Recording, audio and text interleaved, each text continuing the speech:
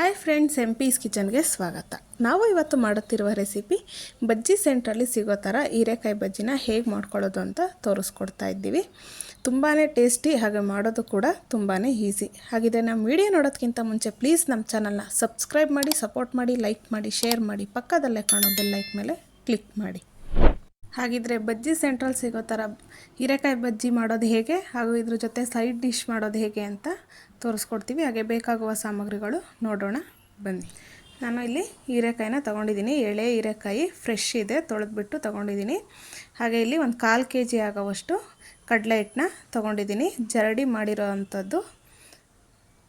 ಹಾಗೆ ಖಾರಕ್ಕೆ ಅಚ್ಚ ಖಾರದ ಪುಡಿ, ಹಾಗೆ ರುಚಿಗೆ ತಕ್ಕಷ್ಟು ಉಪ್ಪು, ಸ್ವಲ್ಪ ಜೀರಿಗೆ, ಹಾಗೆ ಅಡುಗೆ ಸೋಡಾ, ಹಾಗೆ ಮಾಡೋದಕ್ಕೆ ಎಣ್ಣೆ, sunflower oil, refund oil, 100% purity.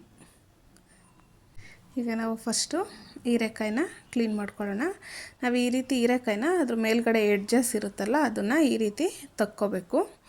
ನೀವು ಚಾಕು ಸಹಾಯದಿಂದನಾದರೂ ಇದನ್ನು ಈ ರೀತಿ ತಕ್ಕೋಬೋದು. ಅದು ಸ್ವಲ್ಪ ನಾರು ಥರ ಇರುತ್ತೆ, ಅದರಿಂದ ಅದನ್ನು ತೆಗಿತಾ ಇರೋದು.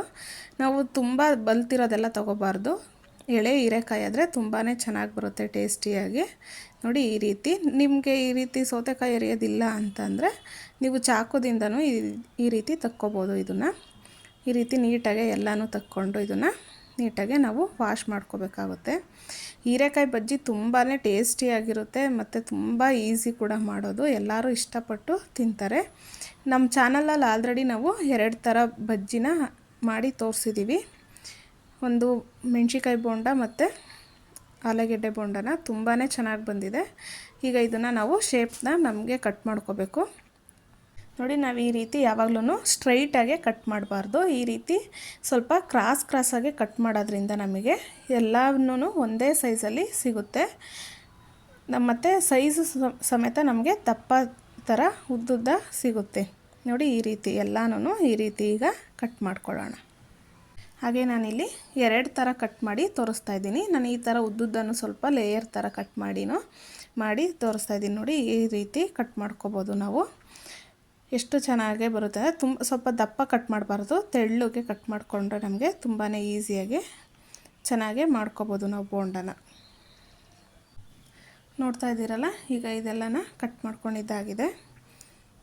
ಎಷ್ಟು ಚೆನ್ನಾಗಿ ಕಾಣಿಸ್ತಿದೆ ಅಂತ ಹೇಳ್ಬಿಟ್ಟು ಈ ರೀತಿ ನಾವು ಕ್ರಾಸ್ ಕಟ್ ಮಾಡಿಕೊಂಡ್ರೆ ತುಂಬಾ ಚೆನ್ನಾಗಿ ಒಂದೇ ಶೇಪಲ್ಲಿ ನಮಗೆ ಒಂದೇ ಸೈಜಲ್ಲಿ ಸಿಗುತ್ತೆ. ಈಗ ನಾನು ನೆಕ್ಸ್ಟು ಪ್ಯಾನ್ ತೊಗೊಂಡಿದ್ದೀನಿ. ಪ್ಯಾನ್ಗೆ ಎಣ್ಣೆನ ಸೇರಿಸ್ಕೊತಾ ಇದ್ದೀನಿ. ನಾವು ಎಣ್ಣೆ ಕಾಯೋದಕ್ಕೆ ಇಟ್ಬಿಟ್ಟು ನಾವು ಬ್ಯಾಟರ್ನ ರೆಡಿ ಮಾಡ್ಕೋಬೋದು. ನಾವು ಲೋ ಫ್ಲೇಮಲ್ಲೇ ಎಣ್ಣೆನ ಕಾಯಿಸ್ಕೋಬೇಕಾಗುತ್ತೆ. ನಮಗೆ ಬಜ್ಜಿ ಮುಳುಗೋದಕ್ಕೆ ಎಷ್ಟು ಬೇಕೋ ಅಷ್ಟು ಎಣ್ಣೆನ ಸೇರಿಸ್ಕೊಂಡಿದ್ದೀನಿ. ಈಗ ನೆಕ್ಸ್ಟು ನಾನಿಲ್ಲಿ ಒಂದು ಮಿಕ್ಸಿಂಗ್ ಬೌಲ್ ತೊಗೊಂಡಿದ್ದೀನಿ. ಅದಕ್ಕೆ ಜರಡಿ ಮಾಡಿರೋ ಅಂಥ ಹಿಟ್ಟನ್ನ ಸೇರಿಸ್ಕೊಳ್ಳೋಣ. ನಾವು ಕ್ವಾಂಟಿಟಿ ನೋಡಿಕೊಂಡು ಸೇರಿಸ್ಕೋಬೇಕಾಗುತ್ತೆ. ನಾನು ಎಷ್ಟು ಬೇಕೋ ಅಷ್ಟನ್ನು ಈಗ ಸೇರಿಸ್ಕೊಂಡಿದ್ದೀನಿ. ಈಗ ನಾನು ಜೀರಿಗೆ ತೊಗೊಂಡಿದ್ದೀನಿ. ಜೀರಿಗೆನ ಈ ರೀತಿ ಸ್ವಲ್ಪ ಕೈಯಲ್ಲಿ ಕ್ರಷ್ ಮಾಡಿಬಿಟ್ಟು ಸೇರಿಸ್ಕೊಳ್ಳೋಣ. ನೀವು ಜೀರಿಗೆ ಬದಲಿಗೆ ಅಜ್ವಾನೂ ಸೇರಿಸ್ಕೋಬೋದು, ಇಲ್ಲಾಂದರೆ ಜೀರಿಗೆ ಪುಡಿ ಮಾಡಿನೂ ಸೇರಿಸ್ಕೋಬೋದು. ಹಾಗೆ ರುಚಿಗೆ ತಕ್ಕಷ್ಟು ಉಪ್ಪು ಸೇರಿಸ್ಕೊತಾ ಇದ್ದೀನಿ. ನೀವು ರುಚಿ ನೋಡಿಕೊಂಡು ಸೇರಿಸ್ಕೋಬೋದು. ಆಮೇಲೆ ಈಗ ಸ್ವಲ್ಪ ಒಂದು ಚಿಟಿಕೆ ಆಗೋವಷ್ಟು ಅಡುಗೆ ಸೋಡಾನ ಸೇರಿಸ್ಕೊತಾ ಇರೋದು. ನಿಮಗೆ ಬೇಡ ಅಂದರೆ ಸ್ಕಿಪ್ ಮಾಡ್ಕೋಬೋದು. ಹಾಗೆ ಖಾರಕ್ಕೆ ಅಚ್ಚ ಖಾರದ ಪುಡಿ, ಖಾರನ ನೋಡಿಕೊಂಡು ಹಾಕ್ಕೊಳ್ಳಿ. ತುಂಬ ಖಾರ ಇರೋದಾದರೆ ಸ್ವಲ್ಪ ಕಮ್ಮಿ ಹಾಕ್ಕೊಳ್ಳಿ. ಮಕ್ಕಳಿಗೆಲ್ಲ ಕೊಡೋದಾದರೆ ತುಂಬ ಖಾರ ಮಾಡಬಾರ್ದು. ಈಗ ಇದನ್ನೆಲ್ಲ ಒಂದು ಸರ್ತಿ ಡ್ರೈ ಮಿಕ್ಸ್ ಮಾಡ್ಕೊಳ್ಳೋಣ. ನಾವು ಡ್ರೈ ಮಿಕ್ಸ್ ಮಾಡ್ಕೊಳ್ಳೋದ್ರಿಂದ ಉಪ್ಪು ಖಾರ ಎಲ್ಲ ಕಡೆ ಮಿಕ್ಸ್ ಆಗುತ್ತೆ. ನಾವು ಈ ರೀತಿ ಡ್ರೈ ಮಿಕ್ಸ್ ಮಾಡಿಕೊಂಡು ಕಲಿಸ್ಕೋಬೇಕು. ನಾವು ಡೈರೆಕ್ಟ್ ಹಾಗೆ ಕಲಿಸಿದ್ರೆ ಡ್ರೈ ಮಿಕ್ಸ್ ಮಾಡ್ದಲ್ಲೇ ಹಿಟ್ಟೆಲ್ಲ ಒಂದು ಕಡೆ, ನಾವು ಹಾಕಿರೋದು ಖಾರದ ಪುಡಿ ಉಪ್ಪು ಎಲ್ಲ ಒಂದೊಂದು ಕಡೆ ಹಾಗೆ ಸೇರ್ಕೊಂಡ್ಬಿಡುತ್ತೆ. ಈಗ ಇದಕ್ಕೆ ಸ್ವಲ್ಪನೇ ನೀರು ಸೇರಿಸ್ಕೊಂಡು ಕಲಿಸ್ಕೊಳ್ಳೋಣ. ನಾವು ಒಂದೇ ಸರ್ತಿ ನೀರು ಹಾಕಿ ಕಲ್ಸೋಕ್ಕೋದ್ರೆ ಅದು ಗಟ್ಟಿ ಆಗಿಬಿಡುತ್ತೆ, ಇಲ್ಲಾಂದರೆ ಗಂಟು ಥರ ಆಗುತ್ತೆ, ಇಲ್ಲಾಂದರೆ ತೆಳ್ಳಗಾಗುತ್ತೆ. ನಾವು ಈ ರೀತಿ ಸ್ವಲ್ಪನೇ ನೀರು ಹಾಕ್ಕೊಂಡು ನಿಧಾನಕ್ಕೆ ಕಲಿಸ್ಕೊಳ್ಳೋದ್ರಿಂದ ಗಂಟಾಗೋದಿಲ್ಲ, ಹಾಗೆ ತೆಳ್ಳಗೂ ಆಗೋದಿಲ್ಲ. ನಮಗೆ ಬ್ಯಾಟರು ಪರ್ಫೆಕ್ಟಾಗಿ ಬರುತ್ತೆ. ಈಗ ಮಾರ್ಕೆಟಲ್ಲೆಲ್ಲ ತುಂಬಾ ಹೀರೆಕಾಯಿ ಸಿಗುತ್ತೆ ಫ್ರೆಶ್ ಆಗಿ. ಹಾಗೆ ಎಲ್ಲರ ಮನೆಯಲ್ಲೂ ತಂದಿರ್ತೀರ. ಈಗ ಬಜ್ಜಿ ಮಾಡೋದಕ್ಕೆ ಅಂತಲೇ ತಂದು ಮಾಡಬೇಕು ಅಂತ ಏನಿಲ್ಲ. ಮನೆಯಲ್ಲಿ ಸಾಂಬಾರಿಗೆ ಅಂತ ತಂದಾಗ ಸ್ವಲ್ಪ ಮಿಕ್ಕಿಸ್ಕೊಂಡು ಅದರಲ್ಲೇ ಮಾಡ್ಕೋಬೋದು. ಈಗ ನೋಡಿ ಈ ರೀತಿ ನೀಟಾಗೆ ಕಲಿಸ್ಕೋಬೇಕಾಗುತ್ತೆ. ಈಗ ಮಕ್ಕಳಿಗೆ ರಜೆ ಇರುತ್ತೆ, ಈಗ ಈ ಟೈಮಲ್ಲಿ ಸಂಜೆ ಟೈಮಲ್ಲಿ ಮಾಡಿ ಕೊಟ್ಟರೆ ತುಂಬಾ ಇಷ್ಟಪಟ್ಟು ತಿಂತಾರೆ ಎಲ್ಲರೂ. ಟೀ ಜೊತೆ ಸ್ನ್ಯಾಕ್ಸ್ ಆಗಿ ನಾವು ಸಂಜೆ ಟೈಮಲ್ಲಿ ಮಾಡ್ಕೋಬೋದು. ಈಗ ಉಪ್ಪು ಖಾರನ ಒಂದು ಸರ್ತಿ ಚೆಕ್ ಮಾಡ್ಕೋಬೋದು. ಇಲ್ಲಿ ಸ್ವಲ್ಪ ಉಪ್ಪು ಖಾರ ಕಮ್ಮಿ ಇತ್ತು, ನಾನು ಅದಕ್ಕೆ ಈಗ ಮತ್ತೆ ಸ್ವಲ್ಪ ಉಪ್ಪು ಖಾರನ ಸೇರಿಸ್ಕೊತಾ ಇದ್ದೀನಿ. ಹೀರೆಕಾಯಿ ಸ್ವಲ್ಪ ಸಿಹಿಯಾಗಿರುತ್ತೆ, ಹಾಗಾಗಿ ಉಪ್ಪು ಖಾರ ಸ್ವಲ್ಪ ಜಾಸ್ತಿ ಹಾಕಿದ್ರೆ ತಿನ್ನಬೇಕಾದ್ರೆ ತುಂಬಾ ಟೇಸ್ಟಿಯಾಗಿರುತ್ತೆ. ಹಾಗೆ ಟೀ ಜೊತೆ ಅಂತೂ ತುಂಬಾ ಚೆನ್ನಾಗಿರುತ್ತೆ ಸ್ನ್ಯಾಕ್ಸ್ ಆಗಿ. ಈ ರೀತಿ ನೀಟಾಗೆ ಮಿಕ್ಸ್ ಮಾಡ್ಕೊಳ್ಳೋಣ. ನೋಡಿ ಈ ರೀತಿ ಎತ್ತಿದಾಗ ನಾವು ನೀಟಾಗೆ ಪರ್ಫೆಕ್ಟಾಗಿ ಈ ರೀತಿ ಇರಬೇಕು. ಈಗ ಬ್ಯಾಟರ್ ರೆಡಿಯಾಗಿದೆ. ಬ್ಯಾಟರ್ ರೆಡಿ ಮಾಡ್ಕೊಳ್ಳೋ ಅಷ್ಟರೊಳಗಡೆ ಎಣ್ಣೆನೂ ಕಾದಿದೆ. ಈಗ ನಾವು ಬಜ್ಜಿನ ಅದರೊಳಗಡೆ ಸೇರಿಸ್ಕೊಳ್ಳೋಣ. ನೋಡಿ ಈ ರೀತಿ ಎರಡೂ ಕಡೆ ಈ ರೀತಿ ಡಿಪ್ ಮಾಡಿದಾಗ ಈ ರೀತಿ ನೀಟಾಗೆ ಕೋಟಿಂಗ್ ಆಗಬೇಕು. ಅದು ತುಂಬ ದಪ್ಪನೂ ಆಗಬಾರ್ದು, ತುಂಬ ತೆಳುವಾಗೂ ಇರಬಾರ್ದು. ನೋಡಿ ಈ ರೀತಿ ನಾವು ಹಿಂಗೆ ಡಿಪ್ ಮಾಡಿ ಹಿಂಗೆ ಎತ್ತಿದಾಗ ಸೋರೋಗಬಾರ್ದು. ಈಗ ಬಜ್ಜಿನ ನೀಟಾಗೆ ಹಾಕ್ಕೊಳ್ಳೋಣ.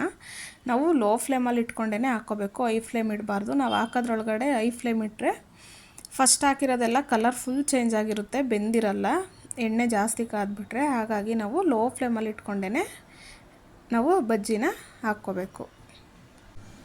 ನೋಡಿ ಈ ರೀತಿ ನಾವು ಎಷ್ಟು ಸಾಧ್ಯನೋ ಅಷ್ಟು ಸೇರಿಸ್ಕೊಳ್ಳೋಣ. ನಾವು ಬಾಣಲಿಗೆ ತುಂಬಾ ಸೇರಿಸ್ಬಾರ್ದು, ಅದು ಬೇಯೋದಕ್ಕೆ ಈಸಿ ಆಗಬೇಕು. ಹಾಗಾಗಿ ಅದೆಷ್ಟು ಸಾಧ್ಯನೋ ಅಷ್ಟು ನಾವು ಸೇರಿಸ್ಕೊಂಡು ಈಗ ನಾವು ಇದನ್ನು ಕುಕ್ ಮಾಡ್ಕೋಬೇಕಾಗುತ್ತೆ. ನೋಡಿ ನಾವು ಲೋ ಫ್ಲೇಮಲ್ಲಿ ಇಟ್ಕೊಂಡು ಬಜ್ಜಿನ ಹಾಕೋದ್ರಿಂದ ಯಾವುದೂ ಕಲರ್ ಚೇಂಜ್ ಆಗಿಲ್ಲ, ಒಂದೇ ರೀತಿಯಾಗಿ ಎಲ್ಲನೂ ಒಂದೇ ಟೈಮಲ್ಲಿ ಫ್ರೈ ಆಗುತ್ತೆ. ಈಗ ನೋಡಿ ಈಗ ಒಂದು ಸೈಡು ನೀಟಾಗಿ ಫ್ರೈ ಆಗಿದೆ. ಈಗ ಇನ್ನೊಂದು ಸೈಡು ಇದನ್ನು ಟರ್ನ್ ಮಾಡ್ಕೊಳ್ಳೋಣ. ನಮಗೆ ಗೊತ್ತಾಗುತ್ತೆ ಇದು ಎರಡು ಸೈಡು ಕುಕ್ ಆದಮೇಲೆ ಅದ್ರ ಬಬಲ್ಸ್ ಎಲ್ಲ ಕಮ್ಮಿ ಆಗುತ್ತೆ, ಆವಾಗ ಪರ್ಫೆಕ್ಟಾಗಿ ಇದು ಫ್ರೈ ಆಗಿದೆ ಅಂತ ನಮಗೆ ಗೊತ್ತಾಗುತ್ತೆ. ಈಗ ಎಲ್ಲನೂ ಈ ರೀತಿ ಇನ್ನೊಂದು ಕಡೆ ತಿರುಗಿಸ್ಕೊಳ್ಳೋಣ. ನಾವು ಈ ರೀತಿ ಲೋ ಫ್ಲೇಮಲ್ಲೇ ನಾವು ಫ್ರೈ ಮಾಡ್ಕೊಳ್ಳೋದ್ರಿಂದ ಒಳಗಡೆ ಹೀರೆಕಾಯಿನೂ ಚೆನ್ನಾಗಿ ಫ್ರೈ ಆಗಿರುತ್ತೆ, ತಿನ್ನಬೇಕಾದ್ರೆ ತುಂಬ ಚೆನ್ನಾಗಿರುತ್ತೆ.